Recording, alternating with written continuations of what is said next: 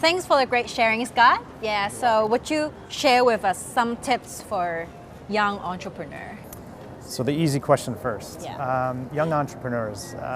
As I mentioned on stage, I think a lot of it comes down to the energy and the passion. Not everyone is an innovator by idea, but they can be an innovator by performance. So I think balancing that, being open, being collaborative, but really having a passion about something, hands down, that's the most important thing. Yeah, so when we talk about passion, do you think how much passion should that be for someone to start a business? It's a lot. The reality of being an entrepreneur is it's really tough work. You're gonna fail. And I think the passion is about getting past the failure and moving on and just staying strong to a vision, an idea, because everyone's gonna tell you it's wrong or it's been done. It shouldn't matter, right? The passion gets you through it because you're gonna get tired. So I think I look for that energy, that fire, and I think that's the difference that people that you've heard of as innovators, that's what they've had. What qualities do you value most for a new company? I think it comes down to being able to tell the story. So that passion, again, just oozes through that story, right? Telling about the vision and being able to create that shared vision of what the future could look like. So I look for people with the right storytelling abilities, the right energy around it, and the reality that they're not going to always get it right and that it's okay, that they just want to move forward and do something that's different. Whether it's saving the world or creating an app, shouldn't matter. You got to have that energy behind it. So I look for that. I guess it's like communication skills, right? Yeah, but it's more of an unspoken communication. The energy you feel from somebody because they're so behind an idea.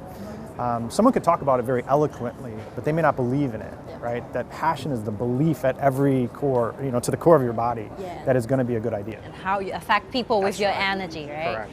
Yeah, so social media is getting more popular nowadays, like everyone is using social media. So is transparency actually a good thing or bad thing for new companies? I think for companies it's a good thing. I think for people it could be a bad thing because the privacy is going away. And I think people are forgetting about everything they're sharing. So I think there needs to be a balance. People need to protect their own information, but for companies it gives them an insight they've never had before. Like I mentioned on stage, the consumers are talking about brands every day, whether you want them to or not, good or bad. How do you harness that? How do you pivot based on what they're saying? And how do you create products or services bespoke to what that conversation's about? That's the winner. But again, I still think as a person you have to protect some of that. You have to keep some of that to yourself, but people like to talk about everything. Yeah, but when we talk about transparency, so companies, they have more information disclosed to customers. Mm-hmm. Is that actually a really good thing? Because the competitors know even better of themselves. Well, I think it creates a better environment of competition. When you're creating new products or services, there is a transparency in what's behind it, so it makes it all that much harder to stand out. I think it creates an interesting tension between competitors. It gives the entrepreneurs the ability to get into the market, but then I think standing out is very tough, right? Because everyone knows everything. So it's kind of that balance. In the forum, we were also talking about this disruption. Yes. So how would you recommend young people to react to disruption?